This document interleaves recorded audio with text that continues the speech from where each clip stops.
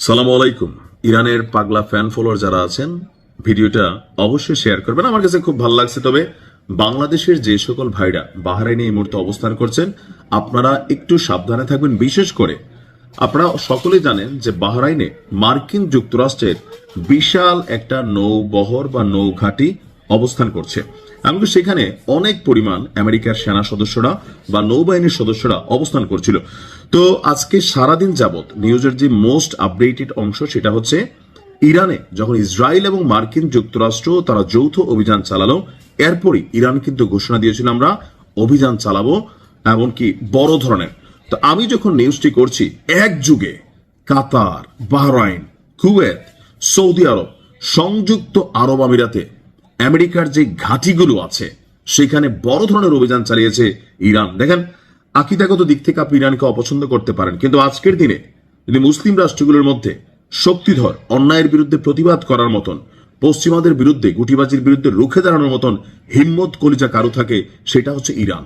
কি লাভ হবে আমরা শিয়া সুন্নি ভেদাবাদী গিয়া যখন সৌদি আরব দেখি যে আমেরিকার পা চাটে পেছন থেকে বলে ইরান তুমি থাক, ঝগড়ার দরকার নাই, যা চায় দিয়া দাও। ভাই রাগন খুশি হন, অনেস্ট টু বি সে। আচ্ছা, আমি বেশ কয়েকটা ফুটেজ দেখছি, আপনারা নিশ্চয়ই অনেকে দেখছেন যে কাতার এবং বাহরাইনে যে হামলা চলছে, বিশেষ করে বাহরাইনে আমার আশেপাশে পরিচিত অনেক মানুষ আছেন যারা আমাকে অনেকগুলো ফুটেজ পাঠিয়েন যে ভাই বাহরাইনে আমরা নিরাপদ নাই বা আপনারা একটু নিউজ টিউজ করেন। তা আমি মনে করি যে ইটের জবাব পাটকেলে দিতে হবে। তো পাটকেলে দিতে গেলে সেখানে খেলা চলবে। তো যারা বাংলাদেশের মানুষ আছেন এই মুহূর্তে বাহরাইনের যেখানে মার্কিন সামরিক ঘাঁটিগুলো অবস্থিত সেখান থেকে আপনারা নিরাপদ দূরত্বে সরে যান। এক বিবৃতিতে ইসরায়েলের সামরিক বাহিনী যখন বলছে যে আপনার ইসরায়েলেও পাল্টা অভিযান চালানোর চেষ্টা করছে, তো আরেক দিকে আমরা দেখছি কাতার, বাহরাইন সহ আরো বেশ কিছু ঘাঁটিতে একযোগে অভিযান চালাচ্ছে। এখন ইরানের মন্তব্য হচ্ছে যে এগুলোতে কেন চালাচ্ছে, আমেরিকা কিন্তু প্রকাশ্যে নিজেরা ঘোমটা সরাইয়া নেকাব খুলে এসে অভিযান চালায় নাই। তারা যেটা চালাইছে সেটা হচ্ছে যে গোপনীয় ভাবে যে ইসরায়েলের হাতে তারা সব মেশিনারি দিচ্ছে, তোমরা খেলো, কোপা সামসু, টাকা দেবে কে? বাচ্চু।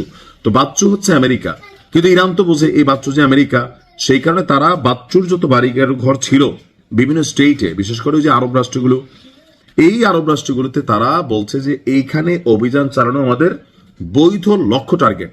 আপনি দেখেন যে আমি গত 2 থেকে 3 দিন আগে একটা নিউজ দিয়েছিলাম, কাতার এবং বাহরাইন থেকে মার্কিন যুক্তরাষ্ট্রের যে সেনাঘাটিগুলো আছে সেখান থেকে দামি দামি বিমান, যুদ্ধ বিমান, এয়ার হ্যাঙ্গার বা যুদ্ধ বিমানের যে হ্যাঙ্গার আছে, পাশাপাশি যে সামুদ্রিক এরিয়াগুলোতে বাহরাইনে যে রণতরীবাহী যুদ্ধ জাহাজগুলো আছে, যুদ্ধ বিমানবাহী রণতরী জাহাজ, তো সবকিছু কিন্তু মোটামুটি সরাই নিয়েছে। কিন্তু চাইলেই তো রাতারাতি আসলে সবকিছু সরানো সম্ভব না।